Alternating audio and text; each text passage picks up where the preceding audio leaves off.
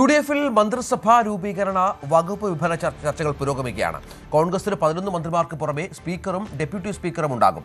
മുസ്ലിം ലീഗിന് 5 മന്ത്രിമാരും ചെറുകക്ഷികൾക്ക് ഓരോ മന്ത്രിസ്ഥാനവും നൽകും. UDF യോഗം വൈകിട്ട് തിരുവനന്തപുരത്ത് ചേരും. അതേസമയം സതീശന് യാത്രയ്ക്ക് എസ്കോർട്ടും പൈലറ്റും മാത്രമേ ഉണ്ടാകൂ. വാഹന വ്യൂഹത്തിന്റെ അകമ്പടി വേണ്ടെന്ന് നിയുക്ത മുഖ്യമന്ത്രി അറിയിച്ചിട്ടുണ്ട്. ജനങ്ങളെ വഴി തടയരുതെന്നും നിർദ്ദേശം നൽകി എന്നുള്ള സുപ്രധാനമായ ഒരു തീരുമാനമുണ്ട്. BV അരുൺ ഏറ്റവും പുതിയ വിവരങ്ങളുമായി ചേരും. അരുൺ, ഒരു കഴിഞ്ഞ 10 വർഷം നമ്മൾ കണ്ട കാഴ്ച അങ്ങനെയൊന്നുമല്ല. വാഹന വ്യൂഹത്തിൻ്റെ അകമ്പടിയോടെ ജനത്തെ ബുദ്ധിമുട്ടിച്ച് വലിയ ട്രാഫിക് ബ്ലോക്ക് ഉണ്ടാക്കി ജനത്തെ തടഞ്ഞ് യാത്ര ചെയ്യുന്ന, കറുത്ത കാറിൽ ഇങ്ങനെ യാത്ര ചെയ്യുന്ന മുഖ്യമന്ത്രിയെയാണ്. അതിൽ നേരെ വിപരീതമാവുകയാണ് സതീശൻ. തീർച്ചയായും ജനത്തിൻ്റെ കയ്യടി നേടുന്ന തീരുമാനമാണ് ആദ്യം എടുക്കുന്നതെന്ന് കരുതാം.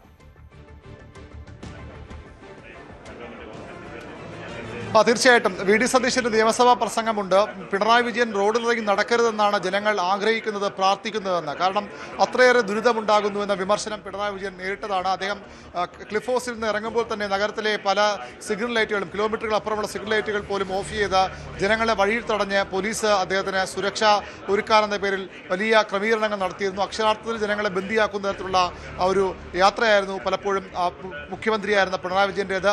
അതേ തുടർന്നാണ് VD സതീശൻ നിയമസഭയിൽ പ്രസംഗിച്ചത്. പിണറായി റോഡിൽ ഇറങ്ങരുതെന്നാണ് ജനങ്ങൾ ആഗ്രഹിക്കുന്നതും പ്രാർത്ഥിക്കുന്നതെന്നും.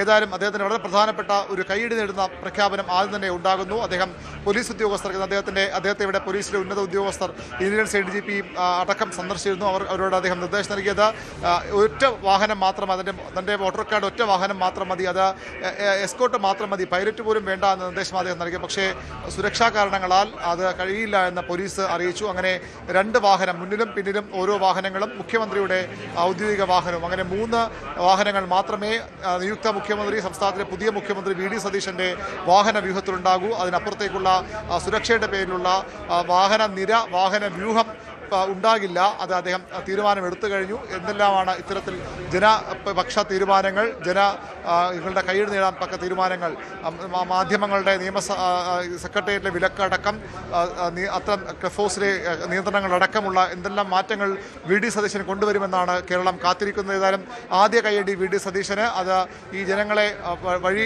വഴി യാത്ര തടഞ്ഞുകൊണ്ടുള്ള, ജനങ്ങളെ ബുദ്ധിമുട്ടിച്ചുകൊണ്ടുള്ള, ജനങ്ങളെ ബന്ദിയാക്കിക്കൊണ്ടുള്ള സുരക്ഷയുടെ പേരിലുള്ള ആ പ്രഹസനം ഉണ്ടാകില്ലെന്ന് സതീശൻ ഇപ്പോൾ തന്നെ തീരുമാനമെടുത്തു കഴിഞ്ഞു. രഞ്ജിത്ത്, ഒപ്പം ഈ മന്ത്രിസ്ഥാനങ്ങളുമായി ബന്ധപ്പെട്ട ചർച്ചകൾ അത് ഇന്ന് വൈകുന്നേരത്തോടു കൂടി ഒരു അന്തിമ തീരുമാനത്തിലേക്ക് എത്തിയേക്കാം. ഒരു പക്ഷേ UDF യോഗമൊക്കെ ചേരുന്നുണ്ടല്ലോ, ഇനി സമയമില്ല, തിങ്കളാഴ്ചയാണ് സത്യപ്രതിജ്ഞ. ഏതാണ്ടൊരു ധാരണയിലേക്ക് കാര്യങ്ങൾ എത്തുന്നുണ്ടോ? മുസ്ലിം ലീഗിൻ്റെയൊക്കെ ചില ഉറപ്പുകൾ നമുക്ക് കിട്ടുന്നുണ്ട്. ജോസഫ് ഗ്രൂപ്പിൻ്റെ കാര്യം അറിയാം, CP ജോണിൻ്റെ കാര്യത്തിൽ വേറെ തർക്കമില്ല, ഷിബു ബേബി ജോണിൻ്റെ കാര്യത്തിൽ തർക്കമില്ല. മറ്റ് ഘടകകക്ഷികളെ അനുനയിപ്പിക്കുക എന്നൊരു പ്രധാനപ്പെട്ട കാര്യം കൂടി ഉണ്ടല്ലോ. ഇപ്പോൾ ചില ഘടകകക്ഷികൾക്ക് സീറ്റ് കിട്ടിയിരുന്നില്ല, JSS പോലെയുള്ള ആളുകൾക്ക്, അവർക്കും ക്യാബിനറ്റ് റാങ്ക് അടക്കമുള്ള കാര്യങ്ങളിൽ ചില പരിഗണനകൾ വേണ്ടിവരും. അത്തരം കാര്യങ്ങൾ എന്തെങ്കിലും ധാരണയുണ്ടോ അരുൺ? അനൗപചാരിക ചർച്ചകൾ നേരത്തെ തുടങ്ങിയതാണ്. ഔദ്യോഗികമായി ഇന്ന് UDF നേതാക്കളുടെ UDF യോഗം ഇന്ന് വൈകിട്ട് ഞാൻ നിൽക്കുന്ന കന്റോൺമെന്റ് ഹൗസിൽ 4 മണിക്ക് ചേരുന്നുണ്ട്. ഇപ്പോൾ ഉള്ള സൂചനകൾ അനുസരിച്ച് 11 മന്ത്രിസ്ഥാനങ്ങൾ കോൺഗ്രസിന്, കഴിഞ്ഞ സർക്കാരുള്ളതുപോലെ 11 മന്ത്രിസ്ഥാനങ്ങൾ കോൺഗ്രസിന്. 2011 അവസാന ടൈമാകുമ്പോൾ ലീഗിന് 5-ാം മന്ത്രിസ്ഥാനം നൽകിയത് വിവാദമായിരുന്നു. പക്ഷേ അവർക്ക് എപ്പോഴും 5-ാം മന്ത്രിസ്ഥാനം നൽകും. അതിൽ നിന്ന് ആ സ്റ്റാറ്റസ് കോ മെയിൻറ്റെയിൻ ചെയ്യുന്ന തീരുമാനമാകും ഉണ്ടാകും. അങ്ങനെ വരുമ്പോൾ 11+5 16 മന്ത്രിമാർ കോൺഗ്രസും ലീഗുമായി പങ്കിട്ടെടുക്കും. സ്പീക്കർ, ഡെപ്യൂട്ടി സ്പീക്കർ സ്ഥാനങ്ങൾ കോൺഗ്രസ് തന്നെ കൈവശം വയ്ക്കാനാണ് സാധ്യത. കേരള കോൺഗ്രസിന് 2 മന്ത്രിസ്ഥാനങ്ങൾ അവർ ആവശ്യപ്പെടുന്നു. പക്ഷേ ഒരു മന്ത്രിസ്ഥാനം കൊണ്ട് തൃപ്തിപ്പെടേണ്ടി വരും.